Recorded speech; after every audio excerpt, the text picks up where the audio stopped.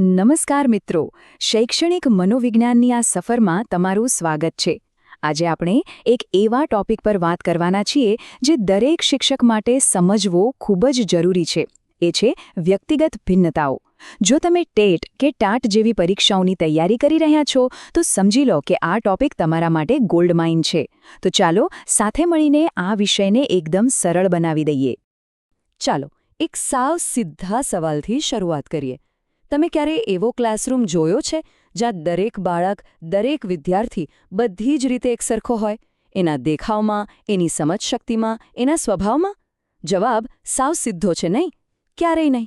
અને બસ આ જ નાનકડી પણ બહુ મોટી હકીકત આપણા આજના આખા વિષયનો પાયો છે. તો પછી આ વ્યક્તિગત ભિન્નતાઓ છે શું આખરે? એકદમ સરળ શબ્દોમાં કહીએ તો દુનિયામાં કોઈ પણ બે વ્યક્તિ એક સરખી નથી હોતી. દરેકનો સ્વભાવ, બુદ્ધિ, કામ કરવાની ક્ષમતા અને શારીરિક બાંધો અલગ અલગ હોય છે.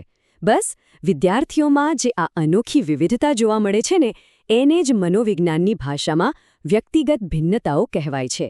યાદ રાખજો, આ ફરક ખાલી ઉપરથી નથી હોતો, એના મૂળ ઘણા ઊંડા હોય છે.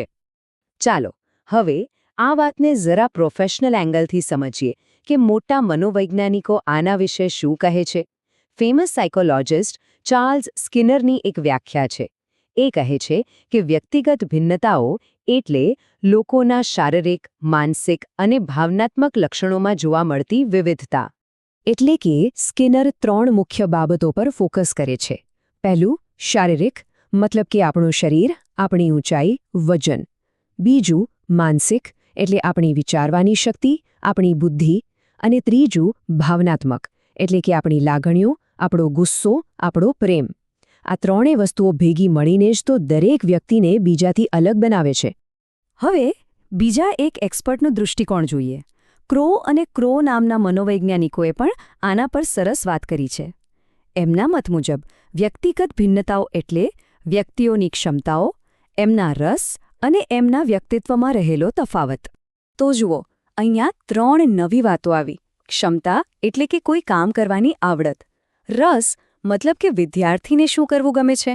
અને વ્યક્તિત્વ એટલે કે એનો ઓવરઓલ સ્વભાવ કેવો છે. તો સ્કિનર અને ક્રો એન્ડ ક્રો આ બંનેની વ્યાખ્યાઓ ભેગી કરીએ ને એટલે આપણને એકદમ ક્લિયર પિક્ચર મળી જાય છે. સારું, આપણે એ તો સમજ્યા કે ભિન્નતા એટલે શું. પણ મોટો સવાલ એ છે કે આ બધું આવે છે ક્યાંથી?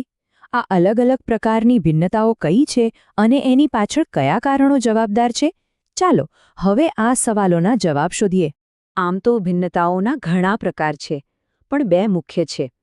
એક તો જે સીધી આંખે દેખાય, એટલે કે શારીરિક ભિન્નતા, જેમ કે કોઈની ઊંચાઈ, વજન, તાકાત. અને બીજું છે માનસિક ભિન્નતા, જે દેખાતી નથી પણ બહુ મહત્વની છે. જેમ કે કોઈની બુદ્ધિ, યાદદાસ્ત શક્તિ, કલ્પના કરવાની શક્તિ. ક્લાસમાં કોઈ વિદ્યાર્થી ફટાફટ શીખી લે અને કોઈને થોડી વાર લાગે. એ આ માનસિક ભિન્નતાનું જ પરફેક્ટ ઉદાહરણ છે. પણ વાત આટલેથી જ અટકતી નથી હો. બીજા પણ એટલા જ મહત્વના પ્રકારો છે, જેમ કે ભાવનાત્મક ભિન્નતા. તમે જોયું જ હશે, કોઈ બાળક નાની વાતમાં ગુસ્સે થઈ જાય તો કોઈ એકદમ શાંત રહે. પછી આવે રસ અને અભિરુચિ. કોઈને ગણિતના દાખલા ગણવા ગમે તો કોઈને ડ્રોઈંગ કરવું. અને છેલ્લે સામાજિક ભિન્નતા. અમુક વિદ્યાર્થીઓ જન્મથી જ લીડર હોય છે, જ્યારે અમુક સારા ટીમ પ્લેયર હોય છે. તો આ બધી અલગતા પાછળનું કારણ શું? મોટાભાગે 3 મુખ્ય કારણો ગણવામાં આવે છે. પહેલું અને સૌથી બેઝિક છે વારસો, એટલે કે જે ગુણ આપણને આપણા માતા-પિતા પાસેથી મળે છે. બીજું છે પર્યાવરણ, એટલે કે આપણો પરિવાર, આપણી સ્કૂલ, આપણો સમાજ આપણને કેવા બનાવીએ છીએ. અને ત્રીજું જે આપણા હાથમાં છે એ છે શિક્ષણ અને અનુભવ. આપણે જીવનમાં જે શીખીએ છીએ એનાથી પણ આપણામાં ઘણો ફરક પડે છે. ઓકે, આટલી બધી થિયરી જાણી લીધી, પણ એક શિક્ષક તરીકે આ બધું જાણવાથી શું ફાયદો? આપણે આ બધું શા માટે શીખીએ છીએ? આ સવાલનો જવાબ જ એક સારા શિક્ષક અને એક સામાન્ય શિક્ષક વચ્ચેનો તફાવત નક્કી કરે છે. જુઓ, આ ભિન્નતાઓને સમજવાથી ક્લાસરૂમમાં જાદુ થઈ શકે છે. કઈ રીતે? ચાલો સમજીએ. પહેલું, શિક્ષણ પદ્ધતિ.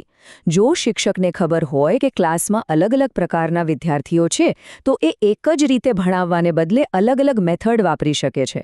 બીજું, વિદ્યાર્થી માર્ગદર્શન. જે વિદ્યાર્થી થોડો ધીમો છે એને વધુ ધ્યાન આપી શકાય અને જે હોશિયાર છે એને નવા ચેલેન્જ આપી શકાય. ત્રીજું, અભ્યાસક્રમ. વિદ્યાર્થીઓને જેમાં રસ છે એ રીતે ભણાવી શકાય. અને આ બધાનું પરિણામ શું? એક એવો જીવંત ક્લાસરૂમ જ્યાં દરેક બાળકને શીખવાની મજા આવે. ચાલો હવે સીધા પોઈન્ટ પર આવીએ. પરીક્ષાની તૈયારી માટે અને એક સારા શિક્ષક બનવા માટે આ બધામાંથી શું યાદ રાખવાનું છે? સૌથી કામની વાત હવે આવે છે. એક સ્માર્ટ શિક્ષક તરીકે આ 4 બાબતો ગાંઠ બાંધી લો. હંમેશા અલગ અલગ ભણાવવાની પદ્ધતિઓનો ઉપયોગ કરો. ચાર્ટ, મોડેલ, વિડિયો જેવી સામગ્રીનો ઉપયોગ કરો. વિદ્યાર્થીઓને ગ્રુપમાં કામ કરવા માટે પ્રોત્સાહિત કરો, જેથી તેઓ એકબીજા પાસેથી શીખે. અને સૌથી જરૂરી, દરેક વિદ્યાર્થી પર વ્યક્તિગત ધ્યાન આપો. આ માત્ર થિયોરી નથી, આ જ સાચું શિક્ષણ છે. તો ચાલો ફટાફટ રિવાઇઝ કરી લઈએ કે પરીક્ષા માટે સૌથી મહત્વના મુદ્દા કયા છે. પહેલું, વ્યક્તિગત ભિન્નતાનો અર્થ શું છે? બીજું, સ્કિનર અને ક્રો એન્ડ ક્રોની વ્યાખ્યાઓ. ત્રીજું, ભિન્નતાના પ્રકારો કયા છે? ચોથું, એના કારણો શું છે?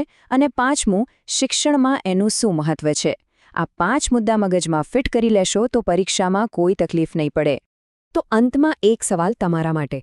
આ બધી ચર્ચા પછી તમને શું લાગે છે? ક્લાસરૂમમાં રહેલી આ વિવિધતા, આ ભિન્નતા એ શિક્ષક માટે એક મુશ્કેલી છે કે પછી એક એવી સુવર્ણ તક છે જે દરેક વિદ્યાર્થીને પોતાની રીતે ખીલવામાં મદદ કરે છે? તમારો જવાબ શું છે એ નીચે કોમેન્ટમાં જરૂરથી જણાવજો.